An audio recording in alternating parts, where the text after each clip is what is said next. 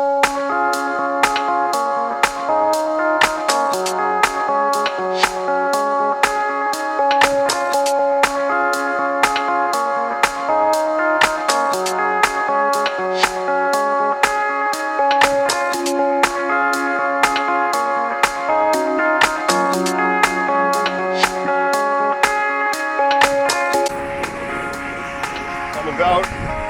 12 miles into a 25-mile run today in bright, sunny Chicago.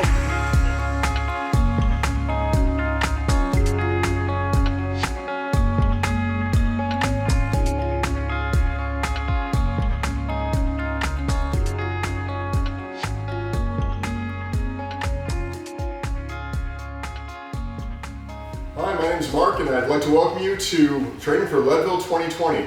I'm excited to get this YouTube channel started, and the whole purpose behind this channel is I'm training for Leadville this year, and this is to follow progress through my training. It's a little bit different than most channels. I did run Leadville last year and I had a successful outcome, at least for me.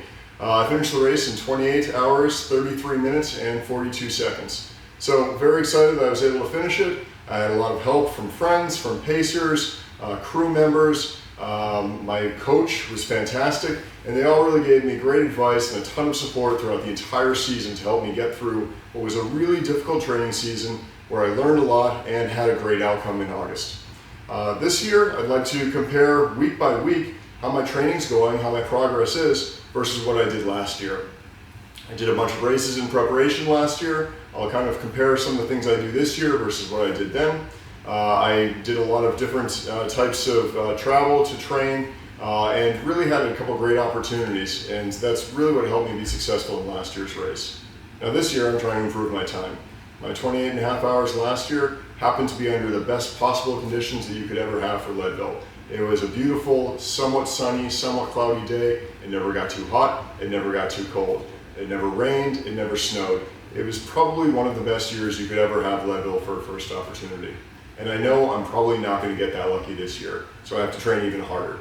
And this is going to be really helpful for a couple of reasons. I'm going to be able to compare my progress week by week to every week from last year's training. I'm going to be able to compare my mindset and how I feel and how I'm thinking to last year. I should be able to remember some of that. I had some pretty good training notes. And I'm going to be able to compare nutrition and weight and a number of other things that I think probably matter in ultra training. I should give a little bit of information about me. I've been running for about 5 years. I never grew up as a runner. I never ran in high school. I never ran in college, of course. I've been an athlete, but not really a good athlete. I was always about average or above average, maybe, but never elite, never really that competitive. I decided to start running in my late 30s. Did my first half marathon at 37, my first marathon later on that year, and about 4 years later, I ended up running Leadville. So if I can run that race, if I can do it, I'm pretty sure anyone can. It definitely took some work. It definitely took a lot of dedication, a lot of reading and research, and it took watching every single YouTube movie that's live. I think that if you've run even your first ultra, you've probably watched half the YouTube network and half the YouTube channels that talk about ultra racing. I think I probably watched every single one of them. The problem with that is I now had nothing to watch, and when I was going into the race season, I really wanted to watch some more things that were focused around the races that I was going to do, and I'd already watched everything. The other problem with some of the YouTube shows are they're all either expert runners and professionals who I can't really compare myself to. I mean, I'm not going to run 100 miles in 16 or 17 or 18 hours. It's probably not something I'm going to achieve, not anytime soon. And I also don't have any amazing story. I didn't lose 200 pounds to run the race. I didn't kick a major bad habit to run it. I've generally had some pretty good luck in my life, and I've had some good people surrounding me. So I don't have an amazing story to share. So doing a recap video at the end of Leadville just didn't really seem like the right thing, because a lot of people had much harder times getting ready for it, bigger hardships to overcome. I do work full time. I work a lot of hours. I travel a lot. I think I was on planes about 250,000 miles last year. And I have family obligations, like probably every one of you. So that makes me an average runner, an average athlete who has a standard job and normal commitments. So pretty much nothing out of the ordinary. So if you're somebody who fits into that category and is looking to run an ultra marathon, maybe getting nervous going into the race and want someone to relate to who recently went through it and is going through it all over again, this might be a decent channel for you to watch. The other thing is I'm not an expert. I don't know that much about running. I have a fantastic running coach. I've joined a couple of good running groups. I've had a lot of good success for me running, but I'm not a coach. I don't have the credentials to be a coach. I shouldn't be giving advice, and I won't be giving advice. I'll just be telling you what I've done that happened to work for me and may or may not work for you. The idea of trying to give advice on a YouTube channel or anywhere else is well beyond me, and I think that if you need advice, hire a coach. The one thing that I can help with is mindset.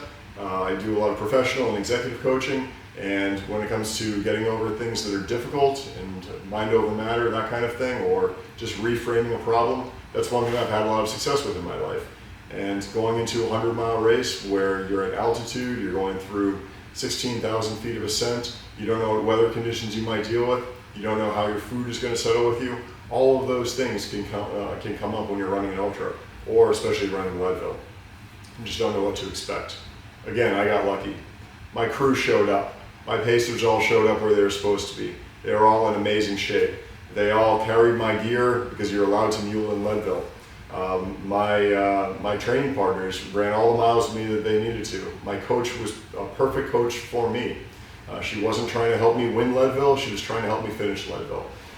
My travel schedule somehow worked. I was able to, even though I was on plane so much last year, I was able to do a couple of trips in the middle where I would fly out and do a couple of races early in the season. For example, in March, I ran the Marin 50K.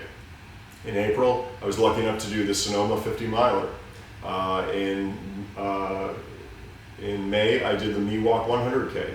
So I did a lot of prep races. I even did the Leadville 50 miler, the Silver Buckle race. That was a great experience for me to get up in altitude and try out the course. Not all of them went as well as I wanted them to. I did finish all of them. I didn't DNF any of them, luckily, but I had some pretty rough outcomes. And I'll share what some of those outcomes were throughout the season as I go back week over week. I definitely learned a lot, and I'll say that I probably learned a lot of things that I already knew. That's part of the fun of racing, that's part of the fun of doing what we do. I look forward to sharing all these experiences with you, answering any questions that I can answer for you, or maybe directing you to somebody who's a better person to answer those questions. Leadville's going to be a fun training season. I am about 4 weeks into training. We are 217 days out of Leadville as we sit here right now. I am sitting in snowy Chicago. If I was to look out this window, it's snowing, and we're getting about 6 inches of snow tonight. It was 9 degrees wind chill factor when I was out running last night, and I've got to do 25 miles tomorrow. I should reframe that. I have the opportunity to run 25 miles in the snowy Chicago weather tomorrow. I'm doing a follow-up of 10 miles the day after. And all of this is going to be to prepare for a race that's over 200 days away, but I know that I need to do it. Because I know if I don't do this now, it's going to make it a much, much harder spring and summer, and then it's just too late. So the training that I've done thus far, I can share a little bit of that. I've been training for about 4 weeks so far for this race. I did for the most part a very light October and November. So I took most of October as downtime. I took a little bit of November as downtime. And when I say that, I mean somewhere in the range of maybe 25 to 35 miles a week. I started to ramp my miles up in December, where I got up to about 50 miles a week, and that's kind of where I am right now. In December, I started to do my 18 and 20 milers. To date, I've done 3 runs that are 18 to 20 miles, and they're normally on the weekends. I started doing speed workouts again. Just this week, I did my 3x1 mile. For some bit of measurement, I'm running I'm a 3:44 marathoner. My 1 mile pace this week was into a 16-mile-an-hour headwind, and it was a 7:54-ish pace for each of the 3x1 miles. So I'm not that fast. I'm not terribly slow, but I'm not that fast either.